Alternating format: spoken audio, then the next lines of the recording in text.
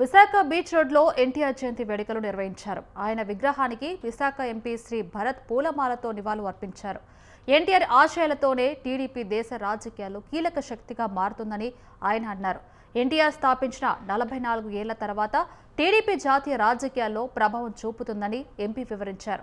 ఎన్డీఏలో బీజేపీకి అతిపెద్ద భాగస్వామ్య పార్టీ టీడీపీ ఉండటం అదృష్టంగా భావిస్తున్నామని శ్రీ భరత్ అన్నారు. మహిళలకు ఆస్తిలో సమాన హక్కును కల్పించిన మహానేత ఎన్టీఆర్ అన్నారు.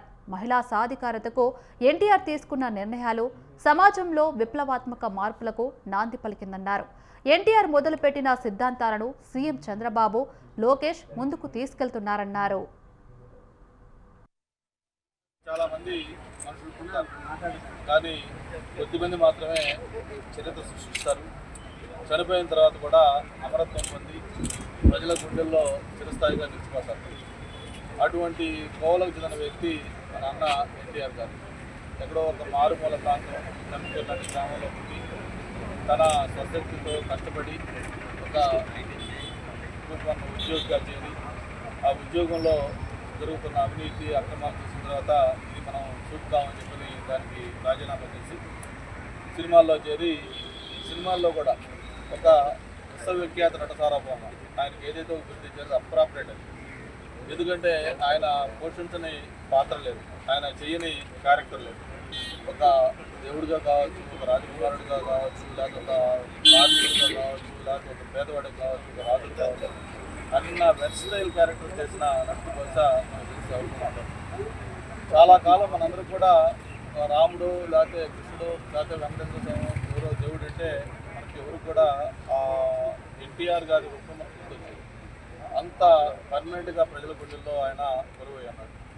మరి ఆ రోజు కాంగ్రెస్ ప్రభుత్వం ఏదైతే తెలుగువాడి ఆత్మగౌరవాన్ని దెబ్బతీసే విధంగా ఒక ముఖ్యమంత్రిని ఎయిర్పోర్ట్లో ప్రధానమంత్రి అవమానించిన తీరు చూసిన తర్వాత ఆయనలో ఒక చిన్న ఆలోచన రావడం, ఏంటి మనకి ఇంత అవమానం ఏంటి, మన తెలుగువాడికి ఒక పౌరుషం లేదా గౌరవం లేదా అని చెప్పి ఆ రోజు వచ్చిన ఆలోచన ఒక విప్లవానికి నాంది పలికింది. అదే తెలుగుదేశం పార్టీ ఆవిర్భావం. అన్నగారు ఈ పార్టీ పెట్టారు. ఇవాళ 44 సంవత్సరాల తర్వాత కూడా దేశంలో ఒక కీలక పాత్ర వహించే ఈ తెలుగుదేశం పార్టీలో మేము సభ్యులుగా ఉండడం, ఇవాళ ఎన్నికయ్యి కేంద్రంలో కూడా ఎన్డీఏలో బిగ్గెస్ట్ పార్ట్నర్ బీజేపీ ఉండడం అనేది ఒక అదృష్టంగా భావిస్తున్నాను. ఆనాడు ఎన్టీఆర్ గారు మహిళలకి ఆస్తిలో సమాన హక్కు ఇవ్వాలి అని ఎప్పుడైతే ఆయన నిర్ణయం అమలు చేశారో సొసైటీలో మార్పులు స్టార్ట్ అయ్యాయి.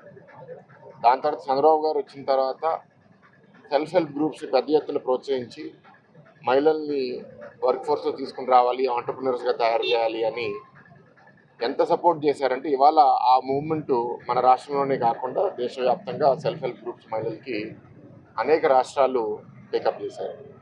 ఆ స్ఫూర్తితోనే ఇవాళ ఈ మహానాడులో నారా లోకేష్ గారు మీరు చూశారు, గతంలో కేంద్రంలో ఈ మహిళా రిజర్వేషన్ 29 ఎలక్షన్స్ కల్లా అమలయ్యేటట్టు ఎన్డీఏ ప్రభుత్వం చట్టాలు తీసుకొస్తే అది ప్రతిపక్షాలు సపోర్ట్ చేయకపోవడం, దానివల్ల చట్టం అమలవ్వకపోవడం.